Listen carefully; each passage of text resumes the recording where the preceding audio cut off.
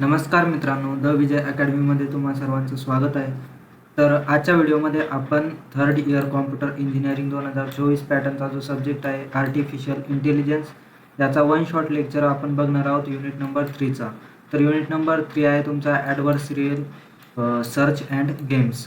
तर हा जो युनिट आहे हा पूर्ण गेम थेअरीवरती असणार आहे. तुमचे जे गेम्स असतात, तुमचा जो AI असतो आर्टिफिशियल इंटेलिजन्स, हा गेम्समध्ये कसा यूज केला जातो याच्यावरती आपण सगळे टॉपिक्स आजच्या युनिटमध्ये बघणार आहोत. तर व्हिडिओ पूर्ण बघा आणि तुमच्या मित्रांसोबत नक्की शेअर करा. आणि DSBDA आणि WTचे पूर्ण लेक्चर्स, पूर्ण युनिटचे जे वन शॉट लेक्चर्स आहेत ते आपल्या चॅनलवरती अपलोड आहेत.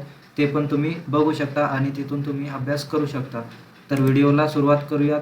युनिट नंबर 3 आहे तुमचा गेम थेअरीबद्दल. तर टोटल 10 टॉपिक आहेत या युनिटमध्ये जे आपल्याला कव्हर करायचे आहेत आणि या 10 टॉपिकमधूनच तुम्हाला एंड सेममध्ये क्वेश्चन विचारले जातात. तर हे सगळे टॉपिक आपण क्वेश्चन्स वाईज किंवा सगळे topics one by one cover करणार आहोत. तर याच्यामध्ये जे हे हायलाईट केलेले 3 टॉपिक आहेत हे मी सेपरेट व्हिडिओ बनवून शिकवणार आहे तुम्हाला, कारण याच्यामध्ये थोडेसे कॅल्क्युलेशनचा पार्ट येतो, म्हणून याचे मी सेपरेट व्हिडिओ बनवून टाकेल. तर आजच्या व्हिडिओमध्ये बाकीचे जे टॉपिक्स आहेत ते सगळे मी एक्सप्लेन करून सांगणार आहे. तर हे सगळे टॉपिक थेअरी रिलेटेड आहे. तर पूर्ण थेअरी आपण या व्हिडिओमध्ये कव्हर करणार आहोत या युनिटची. तर व्हिडिओ हा पूर्ण बघा आणि तुमच्या थर्ड इयर मित्रांसोबत नक्कीच शेअर करा. तर व्हिडिओला सुरुवात करूयात पहिल्या टॉपिकसोबत. तर सगळ्यात पहिला टॉपिक येतो आपला गेम थेअरी. तर गेम थेअरी काय आहे? तर game theory is the study of how to or more players make decisions Wien the outcome of each player depends on what the other players do. जेव्हा पण तुम्ही game खेळत असता तेव्हा एखादा जो गेम असतो, समजा चेस आहे तुमचा, तर चेसमध्ये कसे डिसिजन घ्यावे लागतात तुम्हाला. एक अपोनेंट असतो आणि एक तुम्ही असता खेळणारे. तर त्याच्यामध्ये तुम्ही जो डिसिजन घेतला आहे त्याच्यानंतर पुढच्याला पण एक डिसिजन घ्यावा लागतो. तर अशा प्रकारे डिसिजन्सवरती जो गेम बनलेला आहे त्यालाच आपण गेम थेअरी असं बोलतो. आणि याच्यामध्ये AIचा यूज करायचा. तुमचा जो अपोनेंट असतो तो AI असतो. आता याच्यामध्ये बघायचं झालं तर आपण खेळतो आणि पुढचा अपोनेंट असतो. तुम्ही ऑनलाईन चेस वगैरे खेळत असता, गेम खेळत असता, त्याच्यामध्ये काय असतं, पुढचा जो प्लेयर असतो तो काय असतो, AI असतो तुमचा. तर in AI we use it to make computers play games smartly against opponent. तर तुमच्या विरोधात जो AI खेळत असतो तो AI खेळताना त्याने कसे डिसिजन्स घेतले पाहिजेत, कसा स्मार्टली खेळला पाहिजेत, याच्याबद्दल आपण आजच्या युनिटमध्ये बघणार आहोत.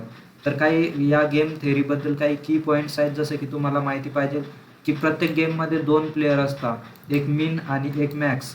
तर असे 2 प्लेयर तिथे वर्क करत असतात. तुमचा जो मॅक्स प्लेयर असतो तो काय करतो, त्याला विन व्हायचं असतं, तिथं मॅक्झिमाइज स्कोर करतो, म्हणजेच त्याचा जो स्कोर असतो तो मॅक्झिमम करायचा प्रयत्न करत असतो.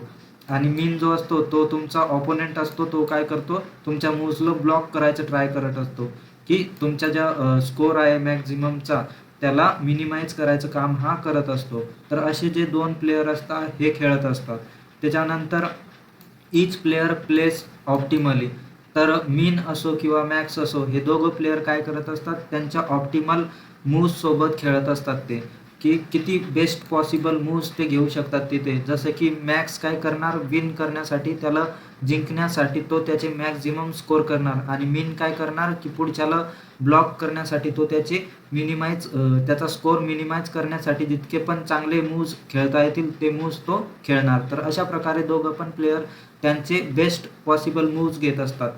त्याच्यानंतर the game is represented as tree called game tree.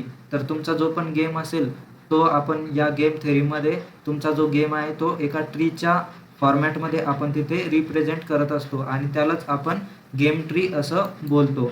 त्याच्यानंतर ईच नोड म्हणजेच काय, की प्रत्येक नोड जी असते त्या ट्रीमधली ती काय दाखवते, तर गेम स्टेट दाखवते. त्याच्यानंतर each branch a possible move. प्रत्येक ब्रांच ही पॉसिबल मूव्ज दाखवत असते. त्याच्यानंतर तुमच्या ज्या लीफ नोड्स असतात ट्रीच्या त्या काय दाखवतात, फायनल स्कोर किती झालेला आहे गेमचा तो शो करतात. तर असे काही पॉईंट्स आहेत जे तुम्हाला माहिती पाहिजे गेम थेअरीबद्दल. त्याच्यानंतर सिंपल एक्झाम्पल बघायचं झालं गेम थेअरीमध्ये तर टिक टॅक टोईचं एक्झाम्पल तुम्ही बघू शकता. त्याच्यामध्ये तुम्ही काय असता मॅक्स असता, त्याला मॅक्झिमम स्कोर करायचा असतो आणि ऑपोनंट हा मीन असतो. तर यक्स आणि ओच्या व्हॅल्यूज असतात तिथे. त्याच्यानंतर both play their best moves. तर दोघं पण प्लेयर हे त्यांचे बेस्ट मूव्ज तिथे प्ले करत असतात. AI explores all possible moves and पिक्स द बेस्ट वन. तुम्ही खेळत असता तुमच्या जे पण मूव्ह असेल तुमच्या डिसिजनवरती, पण AI जो असतो, AI हा ऑल पॉसिबल मूव्स तिथे एक्सप्लोर करतो आणि त्याच्यामधून पण जो बेस्ट असेल तो तिथे पिक करतो. तर इथे तुम्ही डायग्राममध्ये बघू शकता की ब्लू बॉक्समध्ये काय आहे, तुम्ही खेळत आहात. त्याच्यानंतर जो मीन असतो तो तुमचा ऑपोनेंट असतो, AI असतो. तो काय करतो, तुमच्या सगळ्या ज्या पॉसिबल मूव्ज आहेत त्या बघतो आणि त्याच्यामधून पण जी बेस्ट असेल ती तिथून चूज करत असतो तो. जसं की युटिलिटीमध्ये बघायचं झालं तर इथे +5 आहे. तर इथून तो इथे 3 आहे आणि इथे 2 आहे. तर मीन काय करतो, सगळ्यात कमीवाली स्कोर त्याला द्यायचा असतो. तर तो काय करणार, इथून +2 देणार, कारण हा सगळ्यात कमीवाला स्कोर आहे. आणि या साईडला बघायचं झालं तर हा काय करणार, मीन म्हणजेच काय की सगळ्यात कमीवाला घेणार. तर सगळ्यात कमीवाला इथे +1 आहे, तर +1 घेणार. तर हे झालं मीनची बेस्ट मूव्ह. म्हणजेच काय की मिनिमम तुमचा जो ऑपोनंट असणार त्याला ब्लॉक करण्यासाठी हे जे दोन त्याने सगळ्यात कमीवाले स्कोर जे असतात युटिलिटी, त्या व्हॅल्यूज इथे चूज केलेले आहे. त्याच्यानंतर येतात तुम्ही. तर मॅक्समध्ये काय करणार, तुम्ही मॅक्झिमम व्हॅल्यू घेणार. तर तुमच्याकडे 2 ऑप्शन आहेत, इथे +2 आणि इथे +1. तर त्याच्यामध्ये मॅक्झिममसाठी तुम्हाला +2ची व्हॅल्यू पिक करणार. तर इथे तुम्ही +2 घेणार. तर अशा प्रकारे हे जे मिन मॅक्सचं असतं हा अल्गोरिदम वर्क करत असतो. आणि हे झालं एक्झाम्पल तुमचं टिक टॅक टोयचं. जर तुम्हाला गेम थेअरीवरती क्वेश्चन जर विचारला तर तुम्हाला पहिले ही डेफिनेशन तिथे सांगायची आहे. त्यानंतर जे की पॉईंट्स आहेत ते तुम्ही एक्सप्लेन केले तरी चालेल. आणि हे जे एक्झाम्पल आहे हे एक्झाम्पल तुम्हाला या डायग्रामसहित तिथे एक्सप्लेन करायचं आहे. त्याच्यानंतरचा पॉईंट येतो या युनिटचा मिन मॅक्स अल्गोरिदम. तर याच्यावरती पण क्वेश्चन विचारले जातात की मिन मॅक्स अल्गोरिदम एक्सप्लेन करण्यासाठी विचारलं जातं. तर याच्यामध्ये ऑप्टिमल डिसिजन इन गेम्समध्ये तुम्ही ऑप्टिमल डिसिजन म्हणजेच सगळ्यात चांगले डिसिजन कसे घेतात त्याच्याबद्दल इथे सांगितलं गेलेलं आहे. तर तुमचा मिन मॅक्स अल्गोरिदम जो आहे त्याच्यामध्ये 2 टर्म राहतात, एक मॅक्झिमम आणि एक मिन. तर याच्यामध्ये algorithm use in 2 player game.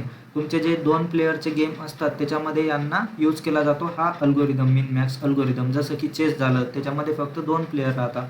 तर मॅक्झिमम काय करतो, मॅक्स काय करतो तुमचा की तुमचा जो स्कोर आहे तो मॅक्झिमाइज करण्याचा ट्राय करत असतो. आणि मिन काय करतो, तुमच्या ऑपोनेंटचा जो स्कोर आहे तो मिनिमाइज करण्याचा ट्राय करत असतो. तर बोथ प्लेयर परफेक्टली आणि ऑप्टिमली खेळत असतात. तर मिन आणि मॅक्स जो असतो तो त्यांच्या बेस्ट मूव्ज घेत असतात तिथे गेममध्ये. The algorithm goes deep into the tree, find the best move by going bottom to top. तर हा काय करतो, बॉटम टू टॉप वर्क करत असतो आणि याच्यामध्ये बेस्ट मूव्स तो अप्लाय करत असतो, फाइंड करत असतो, कारण त्याला ऑप्टिमल सोल्युशन काढायचं असतं. त्याच्यानंतर हा वर्क कसा करतो मिन मॅक्स अल्गोरिदम, सगळ्यात पहिले build the full game tree. तो सगळ्यात पहिले पूर्ण तुमच्या गेमचा फुल गेम ट्री बनवणार. तर गेम ट्री बनवल्यानंतर काय करणार, assign utility values to all leaf node. जसं की तुम्ही इथं बघितलं आपण की बॉटम टू टॉप जातो, मग सगळ्यात खाली काय येतं तुमच्या लीफ नोड्स. तर लीफ नोड्सला काय करणार, युटिलिटी व्हॅल्यूज काय करणार, असाइन करणार.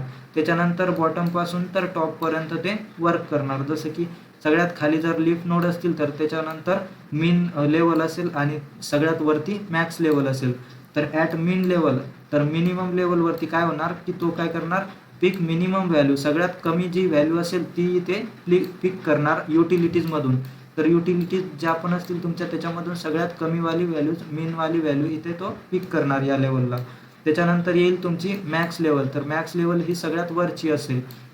तर ती काय करणार की तुमच्या जे पण मिनच्या लेवलच्या व्हॅल्यूज आल्या याच्यामधून जी पण मॅक्झिमम व्हॅल्यू असेल ती तो पिक करणार मॅक्स लेवलला. The value that reaches the root best move, आणि ती जी व्हॅल्यू इथे पिक केली जाईल ती तुमची सगळ्यात बेस्ट मूव्ह राहील. तर अशा प्रकारे मिन मॅक्स अल्गोरिदम हा वर्क करत असतो. त्याच्यानंतर एक्झाम्पलमध्ये बघायचं झालं तर इथे तुम्ही डायग्राम थ्रू बघू शकता की आपण काय केलेलं आहे की सगळ्यात पहिली जी लेवल आहे तुमची ती मॅक्स आहे, त्याच्यानंतर मिन लेवल 2 आहे, त्याच्यानंतर लेवल 3मध्ये युटिलिटीज आहे. तर युटिलिटीजमध्ये तुम्ही बघू शकता की इथे +3 आहे, इथे +5 आणि इथे +2, त्यानंतर इकडे +9, +1 आणि +6. तर हा काय करणार, बॉटम टू अपपर्यंत वर्क करणार आपला मिन मॅक्स अल्गोरिदम. तर मिन मॅक्स अल्गोरिदममध्ये सगळ्यात पहिले युटिलिटीज व्हॅल्यू आल्या, त्याच्यानंतर मिन लेवल आहे. तर मिन लेवल काय करणार, पिक करणार तुमच्या युटिलिटीजमधून सगळ्यात कमी जो असेल तो, कारण हा मिनिमम पिक करणार. तर मिन लेवलवरती तुम्हाला इथे युटिलिटीजमध्ये दिसून येतं की इथे 3 आहे, इथे 5 आहे आणि इथे 2 आहे. तर सगळ्यात कमी जो असेल तो पिक करणार मिन. तर इथे त्याने +2 हा पिक केलेला आहे युटिलिटीजमधून. त्यानंतर ही जी ब्रांच आहे, या ब्रांचमधून कोणता पिक करणार, सगळ्यात कमी जो असेल तो. तर इथे +1 हा सगळ्यात कमी आहे म्हणून इथे +1 तो पिक करणार. तर अशा प्रकारे त्याने मिन जो असतो तुमचा तो मिनिमम व्हॅल्यूज पिक केलेले आहे. त्याच्यानंतर जो मॅक्स असतो तुमचा लेवल नंबर 1मध्ये, तो काय करणार, मॅक्झिमम व्हॅल्यू पाहिजे त्यांना जितण्यासाठी. तर तो काय करणार, या दोघं पण ब्रांचमधून जी पण मॅक्झिमम व्हॅल्यू असेल तो पिक करणार. तर इकडे बघायचं झालं तर इकडे +2 आहे आणि इकडे +1 आहे. तर मॅक्झिमम इकडे आहे म्हणून तो काय करणार, इथून तो +2 पिक करणार आणि त्याची ती मॅक्झिमम वाली मूव्ह राहील. आणि अशा प्रकारे हा मिन मॅक्स अल्गोरिदम वर्क करत असतो. त्याच्यानंतरचे जे 3rd आणि 4th पॉईंट आहेत तो मी स्किप केलेला आहे, कारण त्याच्यावरती मी सेपरेट व्हिडिओ बनवेल. त्याच्याबद्दल तुम्हाला जर व्हिडिओ पाहिजे असेल किंवा नोट्स जर पाहिजेत असेल तुम्हाला, तर कमेंट बॉक्समध्ये मला नक्की सांगा. त्याच्यानंतरचा पॉईंट येतो आपला स्टॅटिक गेम्स. तर याच्यामध्ये काय असतं की हे काय असतं, रँडम ज्या तुमच्या मूव्ज असतात त्याच्याबद्दल सांगत असतो. तर is a game where luck chance is involve along with player decision. तुमचे जे प्लेयरचे डिसिजन असतात त्याचे जे डिसिजन असतात कधी कधी लक किंवा चान्सेसवरती ते अवलंबून असतात. जसं की तुम्ही जो लुडो खेळत असता त्याच्यामध्ये जो डाईस तुम्ही फेकता, तर त्या डाईसवरती कोणता नंबर येईल हे तुम्हाला माहीत नसते, तुमची मूव्ह तुम्हाला माहीत नसते. तर ती एखाद्या वेळेस जर लक किंवा चान्सवरती ती जर इन्व्हॉल्व असेल, तर त्याच गेम्सला आपण काय बोलतो की तुमचे स्टॅटिक गेम्स ते असतात. तर एक्झाम्पलमध्ये बघायचं झालं तर रोलिंग अ डाईस इन लुडोमध्ये तुम्ही जो डाईस रोल करतात त्याचं एक्झाम्पल. त्यानंतर लॅडर्स आणि स्नेकमध्ये पण डाईसचा यूज करता तुम्ही. तर हे या गेम्समध्ये येतात. नॉर्मल गेम आणि या गेममध्ये काय फरक आहे की in normal game like a chess you make a move exactly that happens. चेसमध्ये काय असतं की तुम्ही जी मूव्ह घेत असता तीच तिथे होणार, तिथे कोणताही रँडमनेस नसतो. पण या गेममध्ये काय होतं की जसा तुमचा लुडो असतो त्याच्यामध्ये तुम्ही काय करता, सगळ्यात पहिले डाईस रोल करता. मग डाईसवरती कोणता पण रँडम नंबर येऊ शकतो. Then you make a move based on that number. तर जो पण नंबर तिथे डाईसवरती येईल त्या नंबरच्या मदतीने तुम्हाला तिथे मूव्ह करावं लागते, तुमची जी पण स्टेप असेल ती. मग आउटकम जो असतो तुमचा तो डायरेक्ट त्या रँडम नंबरवरती अवलंबून असतो. तर अशा प्रकारे या दोघांचा डिफरन्स आपल्याला बघितला. त्याच्यानंतर हे हँडल कसं केलं जातं, तर in min max we had only max and min nodes. तर मिन मॅक्स अल्गोरिदममध्ये फक्त 2 नोड्स असतात तुमच्याकडे, एक मॅक्स आणि एक मिन. पण हे जे गेम्स आहेत रँडमवाले, याच्यामध्ये काय असतं की एक जी नोड आहे ती एक शिल्लक नोड याच्यामध्ये ॲड केलेली आहे, तिचं नाव आहे चान्स नोड. तर चान्स नोड म्हणजेच काय की तुम्ही जे तिथे रँडम जे सोल्युशन घेत असतात त्यालाच आपण चान्स नोड इथे बोलत असतो. तर याच्यामध्ये कोणता अल्गोरिदम यूज केला जातो, तर एक्सपेक्टिव्ह मिनिमॅक्स अल्गोरिदम हा इथे यूज केला जातो या गेम्ससाठी. सेम ॲज मिनिमॅक्स सारखाच आहे, फक्त याच्यामध्ये एक नोड एक्स्ट्रा ॲड केलेली आहे, चान्स नोड. तर तुम्ही बघू शकता की मॅक्स नोडला काय करणार, मॅक्झिमम व्हॅल्यू पिक करणार. त्यानंतर मिन नोडला काय करणार, मिनिमम व्हॅल्यू जी असेल ती पिक करणार. आणि चान्स नोड जो असतो तिथे काय करणार, तुमच्या ज्या पण एक्सपेक्टेड व्हॅल्यूज असेल त्या कॅल्क्युलेट करून तिथे तो शो करणार. तर आता एक्सपेक्टेड व्हॅल्यूज कॅल्क्युलेट कशा केल्या जातात, तर तुमची जी युटिलिटी व्हॅल्यूज असतील सगळ्यात खालच्या आणि तुमची जी पण प्रोबॅबिलिटी तुम्हाला तिथे आलेली असेल, त्या प्रोबॅबिलिटी अँड युटिलिटी व्हॅल्यूजचं मल्टिप्लिकेशन करून एक्सपेक्टेड व्हॅल्यूची जी पण समेशन येईल तीच आपली एक्सपेक्टेड व्हॅल्यू असेल आणि ती चान्स नोडवरती तुम्हाला कॅल्क्युलेट केली जाते. तर अशा प्रकारे 3 नोड या गेममध्ये यूज केल्या जातात. त्याच्यानंतर तुम्ही एक्झाम्पलमध्ये बघायचं झालं तर तुम्ही इथे बघू शकता की इथे चान्स नोड आहे, त्यानंतर मॅक्स नोड आहे, आणि इथे युटिलिटीज व्हॅल्यूचं जे पण तुमचं कॅल्क्युलेशन असेल एक्सपेक्टेड व्हॅल्यूचं ते इथे केलेलं असतं. तर सगळ्यात पहिले काय करता तुम्ही इथे की तुमचा जो पण डाईस असेल तो तुम्ही चान्स नोडवरती इथे रोल करता. त्यानंतर रोल केल्यानंतर तुमच्याकडे समजा इथे व्हॅल्यू आली की +10 असेल किंवा -5 असेल. त्यानंतर या ब्रांचमध्ये तुम्ही मूव्ह बीमध्ये तुम्ही काय केलं, इथे एक डाईस रोल केला. त्यानंतर इथे तुम्हाला व्हॅल्यूज भेटल्या +4 आणि -2. तर इथे काय करणार तुम्ही, तुमची जी पण मूव्ह असेल, एची मूव्ह असेल, तिथे एक्सपेक्टेड व्हॅल्यूज कशी कॅल्क्युलेट करणार, तिथे तुम्ही काय करणार की फॉर्म्युल्यामध्ये बघा की तुमची जी पण प्रोबॅबिलिटी असेल त्याला मल्टिप्लाय करणार युटिलिटीज व्हॅल्यूसोबत. तर युटिलिटी व्हॅल्यू काय असणार तुमची 10 आणि प्रोबॅबिलिटी इथे तुम्ही 0.5 बघू शकता. तर 0.5 × 10 इथे मल्टिप्लाय केलं, प्लस केलं, ॲडिशन म्हणजे समेशन करायची होती आपल्याला. तर समेशनमध्ये इथे 0.5 घेतली याची प्रोबॅबिलिटी आणि 5 झालं याचा, -5 झालं याचा तुमची युटिलिटी व्हॅल्यू. तर अशा प्रकारे प्रोबॅबिलिटी आणि युटिलिटीचं मल्टिप्लिकेशन करून या दोघांची समेशन करून जी व्हॅल्यू येईल ती एक्सपेक्टेड व्हॅल्यू राहील तुमची. जसं की इथे +2.5 आली. तर +2.5 आली आपल्या मूव्ह एसाठी. तसंच मूव्ह बीसाठी पण कॅल्क्युलेट केली आपण. इथे याचं पी आणि याचं मल्टिप्लिकेशन केलं, प्रोबॅबिलिटी आणि या युटिलिटी व्हॅल्यूचं मल्टिप्लिकेशन केलं आणि दोघांना ॲड करून जी व्हॅल्यू आली ती आली +1.0. तर इथे आली 1.0 आणि इथे आली 2.5. तर याच्यामध्ये सगळ्यात जास्त वाली कोणती आहे, तर 2.5 वाली. तर ही आपण इथे पिक करणार. तर 2.5 वाली जर पिक केली तर सगळ्यात जास्त वाली कोणती येणार, 2.5 वाली. तर मॅक्स नोडवरती कोणती येणार, 2.5 वाली. तर इथे तुम्ही बघू शकता की तुमची जी मूव्ह ए राहील हा सगळ्यात चांगला डिसिजन राहील तुमच्या गेमसाठी. तर अशा प्रकारे हे वर्क करत असतं. तर त्याचंच एक एक्सप्लेनेशन जे आहे ते डिटेल एक्सप्लेनेशन मी या एक्झाम्पलचं ती इथे एक्सप्लेन करून सांगितलेलं आहे. जसं की तुमचा जो ब्लू बॉक्स आहे टॉपवरतीचा तो मॅक्स व्हॅल्यू तिथे शो करतो. तर तिथून 2 चॉईस असतात तुमच्याकडे, एक मूव्ह ए आणि एक मूव्ह बी. तर अशा प्रकारे ते काय करता, एक्सपेक्टेड व्हॅल्यूजवरती तुम्ही पिक करत असता. जसं की इथे आपण पिक केलं 2.5, ही तुमची सगळ्यात जास्त पॉझिटिव्ह व्हॅल्यू आहे. त्याच्यानंतर येलो सर्कल्स येतात, त्याला काय बोलतो आपण, चान्स नोड. तर यात ज्या चान्स नोड आहे याच्यामध्ये काय होतं की तुम्ही काय करता, डाईस रोल करता. त्याच्यानंतर लेफ्ट सर्कल आणि राईट सर्कल 2 चान्स आहेत. त्याच्यामध्ये 2 मूव्ह येतात, मूव्ह ए आणि मूव्ह बी. याच्यामध्ये रँडम तुमच्या व्हॅल्यूज येऊ शकतात डाईसवरती. तर त्यांना तुम्ही स्वतः कंट्रोल नाही करू शकत. त्याच्यानंतरचे येतात ग्रीन बॉक्सेस. तर ग्रीन बॉक्सेस काय शो करत आहे तिथे, गुड आउटकम्स. जसं की +10, +4 असे जे गुड आउटकम्स असतात तुमचे प्लसवाले, तर हे तिथे शो करत असतात.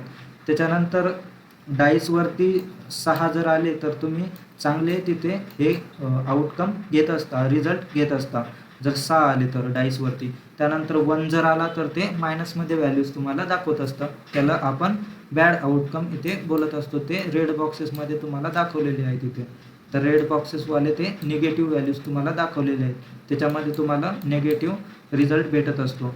तर प्रोबॅबिलिटी बघायची झाली तर जे तुमचे ग्रीन बॉक्सेस आहे त्याची प्रोबॅबिलिटी 0.5 येते, 50% चान्स येतात. आणि प्रोबॅबिलिटी तुमचे बॅड आउटकम्सची बघायची झाली तर ती पण 0.5 येते, 50% चान्सेस. कारण हा रँडम याच्यावरती चालतो गेम, डाईसवरती डिपेंड असतं सगळं. त्याच्यानंतर बॉटम लेफ्ट बॉक्स बघितला तर तिथे तुम्हाला एक्सपेक्टेड व्हॅल्यू जी आहे ती कॅल्क्युलेशन तिथे दाखवलेलं आहे मूव्ह एचं. तुम्ही इथे बघू शकता हा जो ब्लू बॉक्स आहे याच्यामध्ये एक्सपेक्टेड व्हॅल्यू कॅल्क्युलेट केलेली आहे आपण मूव्ह एची.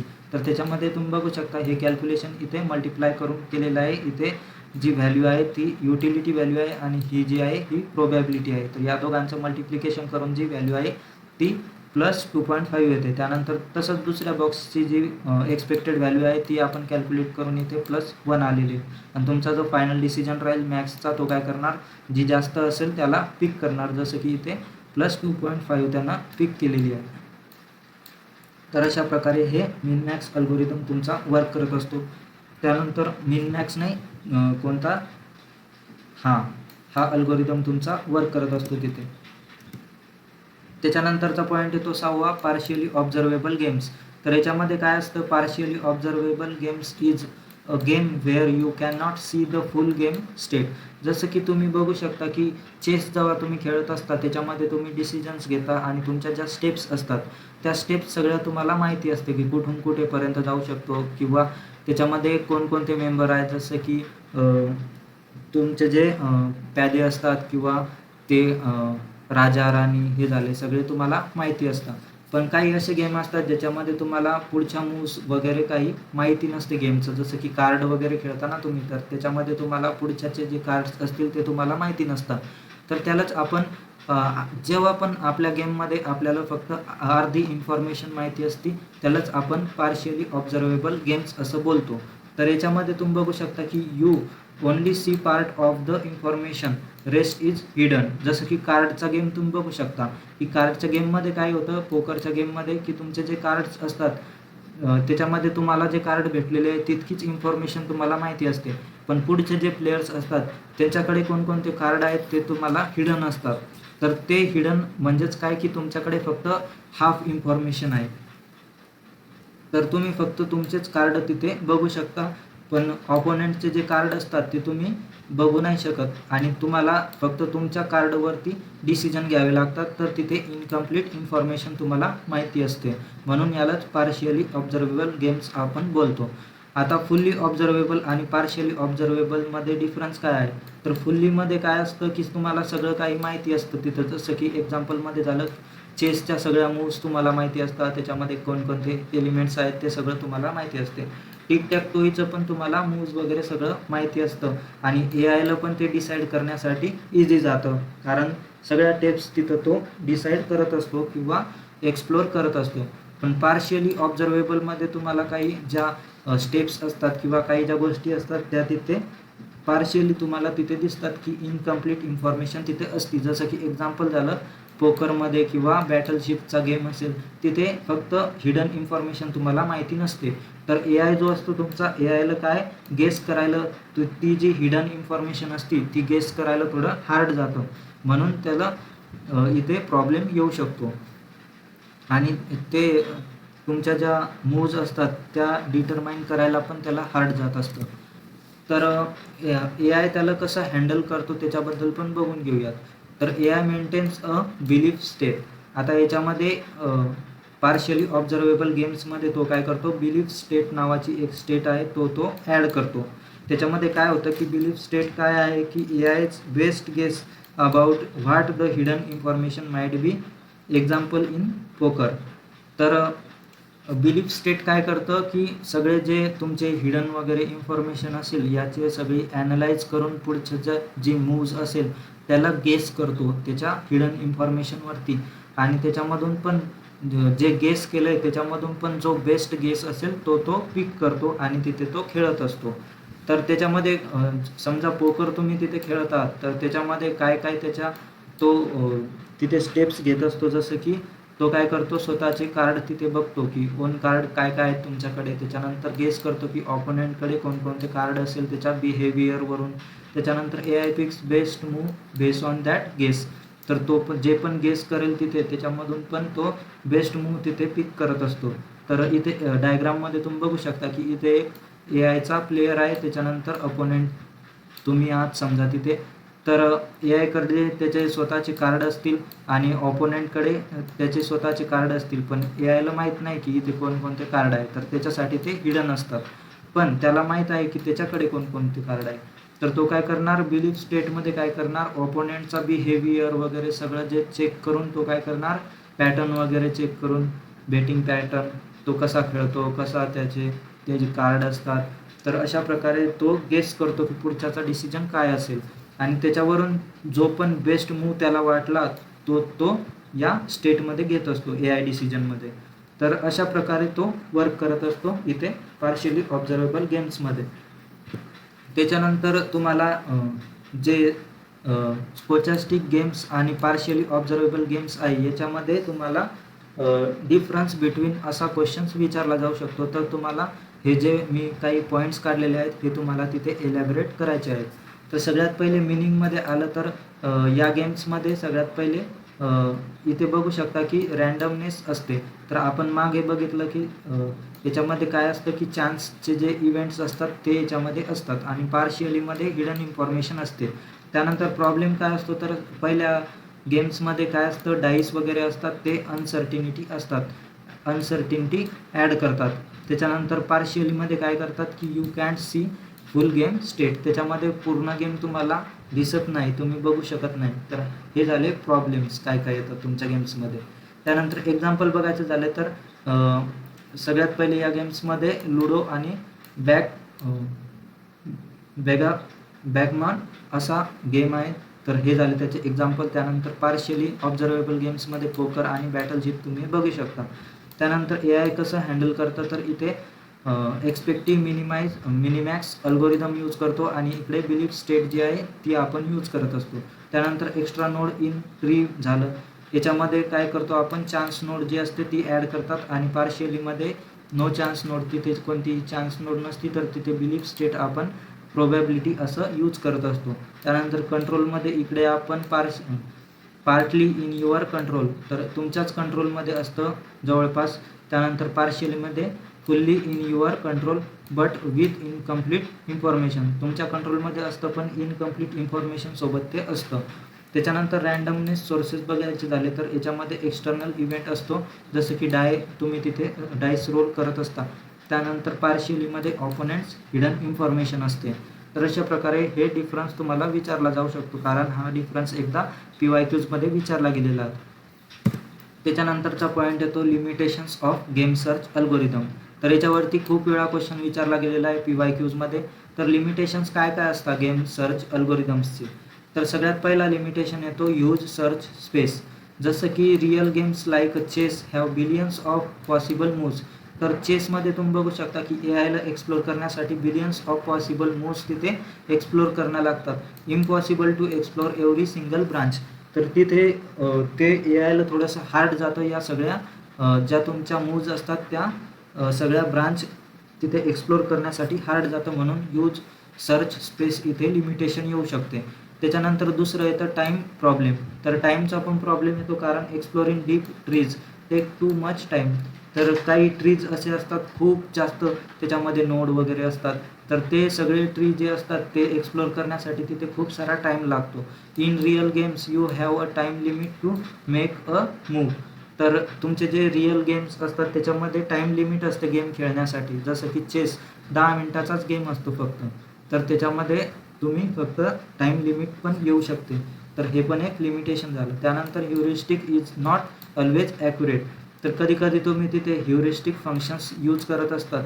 When we can not go to leaf node, जेव्हा पण तुम्हाला लीफ नोडपर्यंत तुम्ही तिथे पोहोचत नाही, त्याच्यामध्ये तुम्ही ह्युरिस्टिक फंक्शन्सचा यूज करून तिथे काही ज्या स्टेप्स असतात त्या एस्टिमेट करून तिथे काढत असतात. तर तिथे तुम्ही काय करता, ह्युरिस्टिक फंक्शन्सचा यूज करून तिथे काही स्टेप ज्या असतात त्या तुम्ही रिमूव्ह करत असतात. तर ते कधी कधी करेक्ट नाही येऊ शकत. रॉंग ह्युरिस्टिक फंक्शन्स असलं तर ते काय करतं, रॉंग डिसिजन तुम्हाला तिथे देणार. तर ह्युरिस्टिक फंक्शन पण एक त्याचं लिमिटेशन येऊ शकतं. त्याच्यानंतर कॅन नॉट हँडल रँडमनेस वेल. तर रँडम जे असतात तुमचे, जसं की डाईसचा गेम झाला, कार्डचा गेम झाला, रँडम इव्हेंट असले एखाद्या गेममध्ये, तर हे जे झाले रिअल गेम्सवाले तुमचे रँडमनेसचे, तर याच्यामध्ये कधी कधी AI जो असतो तुमचा तो रँडमच्या गेम्स जे असतात त्यांना बरोबर हँडल नाही करू शकत.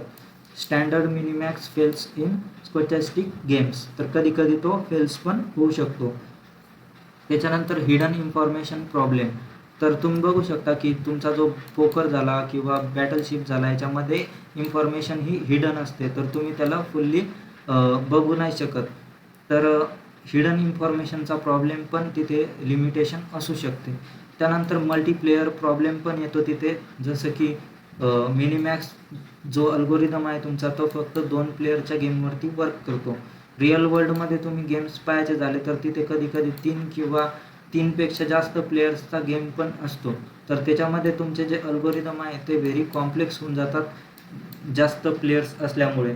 तर मल्टीप्लेयर प्रॉब्लेम पण येतो तिथे लिमिटेशन्समध्ये.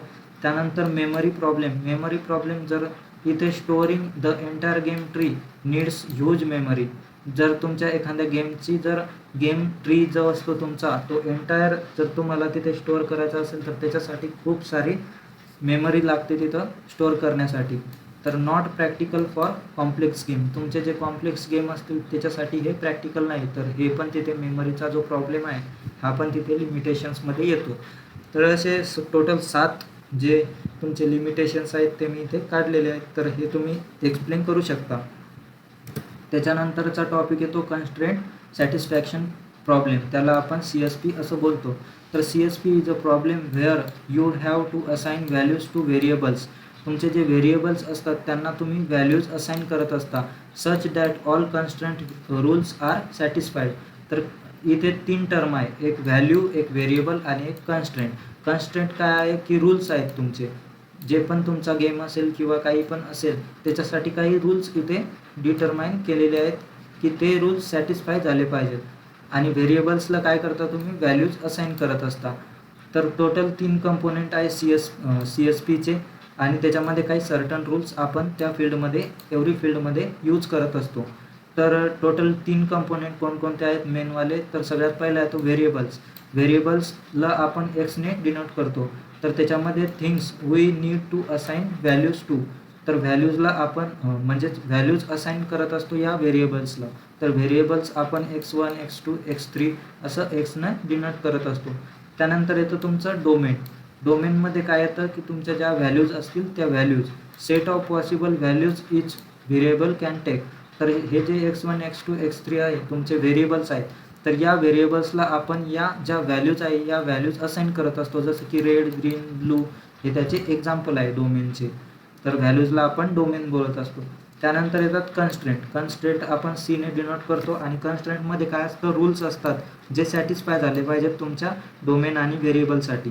तर इथे तुम्ही बघू शकता एक्झाम्पलसाठी इथे दिलेलं आहे की x1 आणि x2 हा सिमिलर नसला पाहिजे, जसं की neighbouring region cannot have same colour.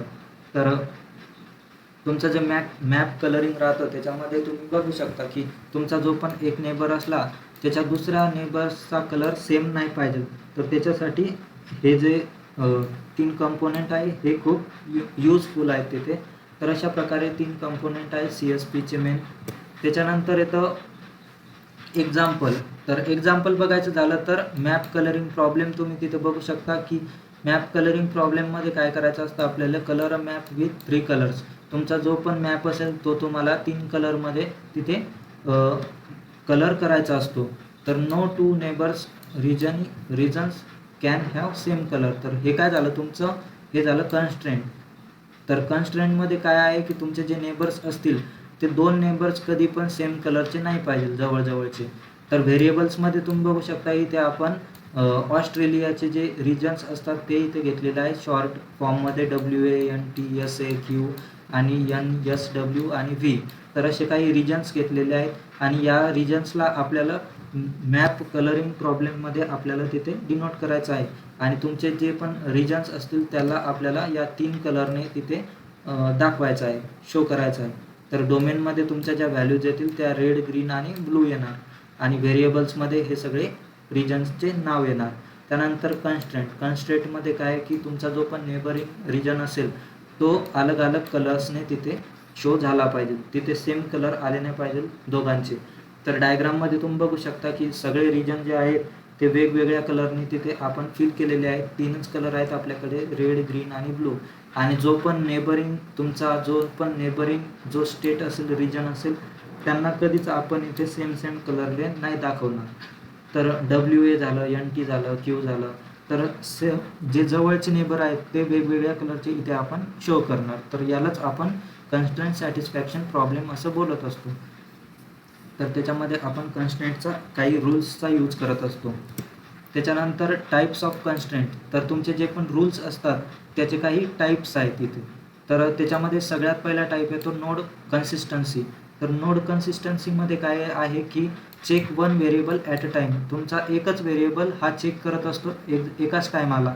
Remove values from its domain that break its own rules. तर तो काय करतो की तुमच्या ज्या पण व्हॅल्यूज असेल त्या व्हॅल्यूज रिमूव्ह करतो डोमेनपासून. का की एक व्हेरिएबल जर चेक झाला तिथे तर त्या व्हेरिएबलसाठी जी पण व्हॅल्यूज तिथे आपण सेट केलेली आहे ती व्हॅल्यूज इथे असाइन झाली तर ती व्हॅल्यू दुसऱ्या व्हेरिएबल्सकडे नाही गेली पाहिजे, म्हणून तो काय करतो, डोमेनमधून तिथून रिमूव्ह करून टाकतो त्या व्हॅल्यूला. तर इथे एक्झाम्पलमध्ये तुम्ही बघू शकता की तुमचा जो पण व्हेरिएबल असेल, समजा USA साऊथ ऑस्ट्रेलिया आपण तिथे घेतलेला आहे आणि डोमेन आहे तुमच्याकडे रेड, ग्रीन आणि ब्लू. तर तुम्ही याच्यामधून एक व्हॅल्यू इथे असाइन करणार व्हेरिएबलला. तर तुम्ही रूलमध्ये असाइन केलेली इथे की रूलमध्ये सांगितलं आहे की SAला तुम्हाला रेड ही द्यायची नाही आहे. तर हा झाला तुमचा कन्स्ट्रेंट. कन्स्ट्रेंटमध्ये काय केलं, तुम्ही एक कंडिशन सांगितली आहे की SA जो रिजन आहे तुमचा त्याला रेड व्हॅल्यू ही असाइन नाही करायची. सो तुम्ही काय करणार, डोमेनमधूनच ती व्हॅल्यू रिमूव्ह करून टाकणार. तर रेड हा द्यायचाच नाही आहे, तर मग डोमेनमध्ये ठेवायचाच नाही. तर मग तुमचा जो न्यू डोमेन आहे तो काय होणार, ग्रीन आणि ब्लू. तर अशा प्रकारे नोड कन्सिस्टन्सी जी असते ती वर्क करत असते की फक्त एक व्हेरिएबलसाठी ती आहे आणि एक व्हेरिएबलला जर ती व्हॅल्यू जर द्यायची नसेल तर तो काय करतो, डोमेनमधूनच तो रिमूव्ह करून टाकतो. तर अशा प्रकारे तुमचा जो पहिला टाईप आहे कन्स्ट्रेंटचा वर्क करत असतो. त्यानंतर दुसरा जो टाईप आहे तो येतो आर्क कन्सिस्टन्सी. तर याच्यामध्ये काय करतो, तो हा दोन व्हेरिएबल्ससाठी काम करतो एकाच टायमाला. तर तो काय करतो, for every value for x1 there must be at least one value in x2. जर x1ला जर तुम्ही एखादी व्हॅल्यू जर असाइन केली तर x2ला पण एखादी व्हॅल्यू तरी तिथे असाइन व्हायला पाहिजे, व्हॅलिड असली पाहिजे. If no valid value found in x2, जर तिथे x2 साठी एखादी व्हॅल्यू जर नसेल, remove that value from x1, तर x1 पासून पण ती रिमूव्ह केली पाहिजे. तर एक्झाम्पलमध्ये बघायचं झालं तर x1ला आपण इथे रिजन दिलेला आहे WA आणि डोमेन आहे रेड, ग्रीन आणि ब्लू. तसंच x2ला आपण एक रिजन दिलेला आहे NT आणि त्याचे पण डोमेन आहे रेड, ग्रीन आणि ब्लू. पण रूलमध्ये आपण सांगितलेलं आहे की WA आणि NT हे दोघं सेम नसले पाहिजे. सेम नसले पाहिजेच म्हणजेच काय की तुमचा जो W आहे त्याला जर रेड कलर दिला आपण, तर तुमचा जो दुसरा आहे तो पण रेड नसला पाहिजे NT. तर हा रेड नसला पाहिजे म्हणजेच कोणता असला पाहिजे, ग्रीन आणि ब्लू. त्याच्यानंतर जर WA हा तुमचा ग्रीन दिला तुम्ही, तर NT हा ग्रीन नसला पाहिजे. त्याच्यानंतरचे जे दोन कलर्स असतील ते तिथे तुम्ही त्याला देऊ शकता, रेड आणि ब्लू. तसंच WAला जर तुम्ही ब्लू दिला तर NTला काय करणार, तुम्ही रेड आणि ग्रीन देणार. याचा म्हणायचा अर्थ असाच आहे की तुम्ही जर एका व्हेरिएबलला एक कलर दिला तर तो कलर त्याला दुसऱ्याला नाही आला पाहिजे. तर बाकीचे जे पण व्हॅल्यूज तिथे असेल ते त्याच्यामधून तुम्ही दुसरी व्हॅल्यू त्याला असाइन करणार. तर अशा प्रकारे हा जो रूल आहे हा वर्क करतो. त्याच्यानंतर तिसरा टाईप येतो आपला पाथ कन्सिस्टन्सी. याच्यामध्ये तो 3 variable at a time check करणार. जसं की x1 आणि x3 आर कन्सिस्टंट असणार, but is there a x2 in between that satisfies both. जर x1 आणि x3 तिथे कन्सिस्टंट असणार, x1 आणि x3, पण तुम्हाला हे पण चेक करावं लागेल की त्याच्यामध्ये x2 हा फिट होतो का, सॅटिस्फाय होतो का. तर या कंडिशनला आपण पाथ कन्सिस्टन्सी बोलतो. म्हणजे एकापासून दुसऱ्याकडे, दुसऱ्यापासून तिसऱ्याकडे, पण मधला जो आहे तो पण तिथे सॅटिस्फाय झाला पाहिजे. तर तो सॅटिस्फाय होतो का नाही त्याला चेक करावं लागतं.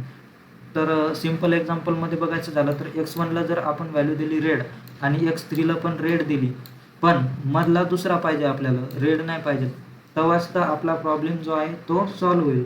कारण नेबर जे असतात तुमचे ते आपल्याला सेम नाही पाहिजेत.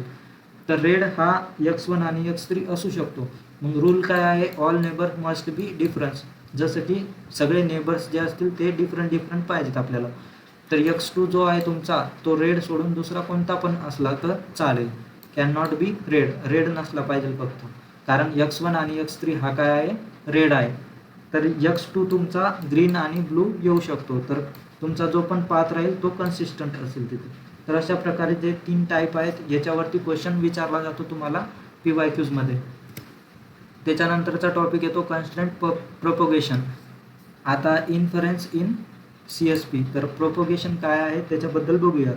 तर सिम्पलमध्ये बघायचं झालं तर when you fix one variable value, तुम्ही जेव्हा पण एका व्हेरिएबलची व्हॅल्यू फिक्स करता, it automatically eliminates invalid values from other variables. तर तो काय करणार, अदर व्हेरिएबल्स जे असतील तुमचे त्याच्यामधून तो ऑटोमॅटिकली काही इनव्हॅलिड व्हॅल्यूज ज्या असतील त्या एलिमिनेट करून टाकणार. जसं की सुडोकोमध्ये तुम्ही बघत असता खेळताना, तुम्ही जर एका बॉक्समध्ये जर एखादी व्हॅल्यू जर तिथे फाइंड करून तिथे फिल केली, जसं की 5 जर तुम्ही तिथे बॉक्समध्ये फिल केलं, तर त्या बॉक्समध्ये कोणत्याच रोमध्ये किंवा कोणत्याच कॉलममध्ये किंवा त्या पूर्ण बॉक्समध्ये 5 कुठेच फिट नाही होणार परत, कारण तो एका जागेवर जर फिट झाला तर त्या बॉक्समध्ये परत कुठेच फिट नाही होऊ शकत. तर त्यालाच आपण प्रोपोगेशन बोलत असतो. तर याच्यामध्ये तुम्ही बघू शकता की व्हाय का याच्यामध्ये नीड आपल्याला याचा लागतो. विदाऊट कन्स्टंट प्रोपोगेशन काय करतो आपण, AI जो असतो तुमचा, AI ऑल पॉसिबल कॉम्बिनेशन्स तिथे ट्राय करत असतो, तर हे खूप स्लो जातं त्याला. पण कन्स्टंट प्रोपोगेशन जर असेल तर AI रिड्यूस करतो काही चॉईसला आणि हे थोडंसं फास्ट जातं, म्हणून आपण कन्स्टंट प्रोपोगेशनचा यूज करत असतो. तर याच्यामध्ये मॅप कलरिंगचं एक्झाम्पल आहे, त्याच्यामध्ये तुम्ही बघू शकता की 3 स्टेपमध्ये आपण इथे सोल्युशन करत असतो. तर सगळ्यात पहिल्या स्टेपमध्ये काय करणार, 3 आपण रिजन घेतलेले आहेत आणि त्याला सगळ्यात पहिल्या रिजनला जर रेड व्हॅल्यू आपण दिली, तर त्याच्यानंतर दुसरे जे असतील त्यांना आपण रेड व्हॅल्यू नाही देऊ शकत. तर ते स्टेप नंबर 2 मध्ये आपण तिथे प्रोपोगेट करणार म्हणजेच काय की WA जर तुम्ही रेड व्हॅल्यू तिथे दिली तर तो झाला तुमचा रेड. त्यानंतर तुमचे जे पण नेबर्स असतील NT आणि SA यांना रेड हा रिमूव्ह केला जाईल, प्रोपोगेट केला जाईल. तर तिथे तुम्हाला फक्त ऑप्शन्स राहील ग्रीन आणि ब्लू दोघांना पण. त्यानंतर स्टेप नंबर 3 मध्ये बघायचं झालं तर तुमचा जो WA आहे त्याला रेड तुम्ही ऑलरेडी दिलेला आहे. त्यानंतर दुसरा आहे तो NT ला जर तुम्ही ग्रीन दिला तर राहिला तिसरा SA. तर SA ला ग्रीन सोडून जो तुमचा उरलेला असेल ब्लू तो तिथे फिक्स केला जाईल. तर अशा प्रकारे जे तुमचे रिजन असतात त्यांना असे कलर केले जातात प्रोपोगेशनचा यूज करून. तर इथे तुम्ही बघू शकता की असा जो ट्री असेल तुमचा, मॅप असेल, तो इथे फिल केला जातो विथ अदर डिफरंट कलर्स. तर अशा प्रकारे याला रिड्यूस केलं जातं डोमेनला. तर NT साठी असं तिथे रिड्यूस केलेलं आहे आणि SA साठी इथे रिड्यूस केलेलं आहे डोमेनला. तर अशा प्रकारे कन्स्टंट प्रोपोगेशन जे आहे ते वर्क करतं. तर अशा प्रकारे आपण जे 9 टॉपिक होते तुमचे हे सगळे इथे बघितलेले आहे 1 बाय 1 करून. तर तुम्हाला याच्यावरती या कोणत्या पण टॉपिकवरती जर तुम्हाला क्वेश्चन विचारला एंड सेममध्ये, तर तुम्हाला अशी डायग्राम तुम्हाला ड्रॉ करता आली पाहिजे विथ एक्झाम्पल.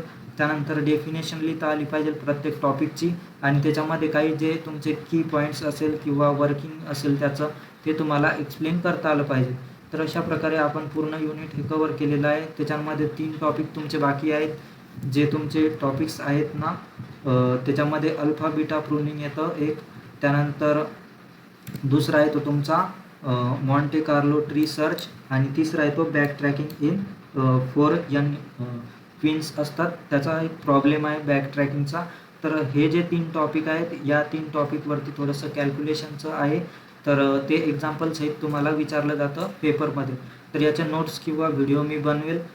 पण थेरी जे पॉईंट्स होते तुमचे सगळे थेरी पॉईंट्स मी इथे कवर केलेले आहेत युनिट नंबर 3चे.